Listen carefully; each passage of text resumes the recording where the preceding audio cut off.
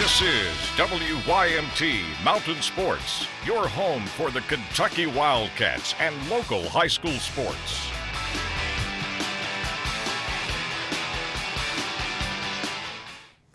$22,000 plus still show up to Rupp Arena despite the snow pile dumped on Kentucky, and the Big Blue Nation gets to see the basketball Cats' 31st straight home win.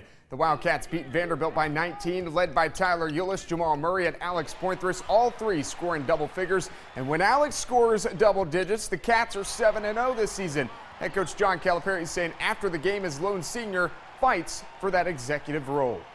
Everyone wants the corner office and the big car and the nice pay raise, but they just don't want to have the responsibility every day, every possession, every moment that goes along with the corner office and the nice car and the, well, when I was in that other thing and no one even knew me for a week and I'd be all right and I'd go out and do it, and then every quarter I had to, well, yeah, when you're in the corner office, they want to know every day, every moment.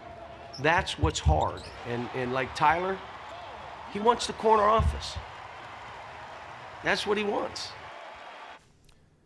The Missouri Tigers come to Rupp Arena Wednesday, late tip time, 9 o'clock on the SEC Network. Mizzou is dead last in the Southeastern Conference with an 8-11 record.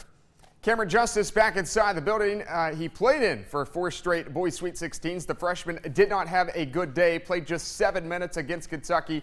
That's 5 minutes below his average playing time. As soon as he checked into the game, picked up a quick offensive foul, shoving Eulis out of the way to get a shot up. He finished 0 for 3 from the field, and Cam told me after the game the locker room was quiet, but they'll be okay.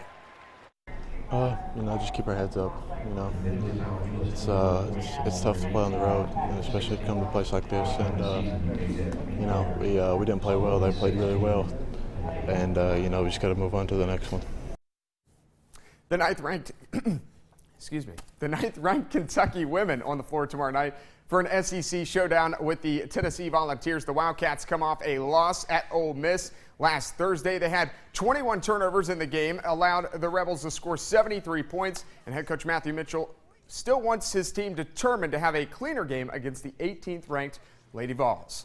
We have to get our entire team really Janae and everybody focused in on the details of how to do things the right way, and we have struggled with that and certainly struggled with that Thursday night. So all of us, no matter who plays in the game, we have to go out and really focus on being a lot more detail-oriented and sharper.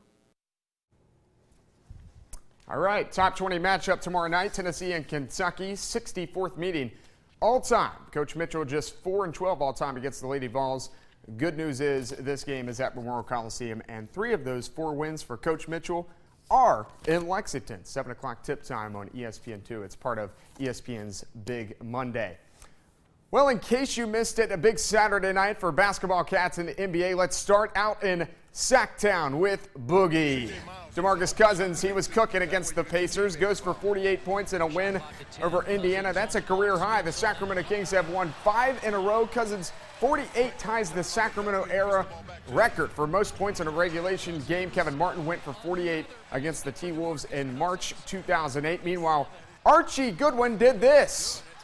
Here's Goodwin with 3. Goodwin with 2. Puts it up. Good! Archie Goodwin with a 1/10 of a second with a clutch shot to give the Suns the lead. The former Wildcat hits the game winner as the Suns beat the Hawks at home. He finished with 24. Not done, though. Karl Anthony Towns, the rookie, the #1 overall draft pick from last year's Kentucky team. Big man got dribbles. And no one was going to get dunked on. They just let him go. Cat goes for 14 in the win over Memphis. Goodness, what a dunk. 4 teams remain, 2 slots open to play in Super Bowl 50 right here on WYMT. First up, the AFC Championship game in Denver. Peyton Manning, Tom Terrific, 17th time in their storied careers making Manning and Brady face off, is what I should say. Broncos first drive, Manning back to pass, finds Owen Daniels. That's a 21-yard touchdown right in the middle of the field. 7-0 Denver. Later in the first quarter, Manning, he throws into the flat. Ronnie Hillman, he can't make the catch, ruled incomplete. So Jonathan Freeney, he picks up the ball, but Bill Belichick reaches into the sock, throws the red flag, challenges it, says it was a lateral. And then after the review, they say, yeah, it was a lateral. Patriots ball at the 22, ensuing drive, Steven Jackson. It's Jackson. And Jackson, 1 yard score, extra point no good, makes it 7-6. Broncos still lead. Second quarter we go. Brady, back to pass, but he's picked off by Von Miller.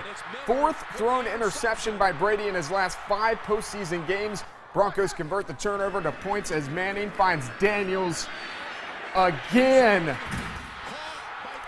That's a 12-yard score, and currently in the fourth quarter right now, the Broncos lead the Patriots 20-12. So, of course, we'll have more highlights from that game at 11. We'll also have the NFC Championship highlights tonight at 11 on WYMT as the Cardinals and Panthers play for that other spot in Super Bowl 50. We'll be back after this.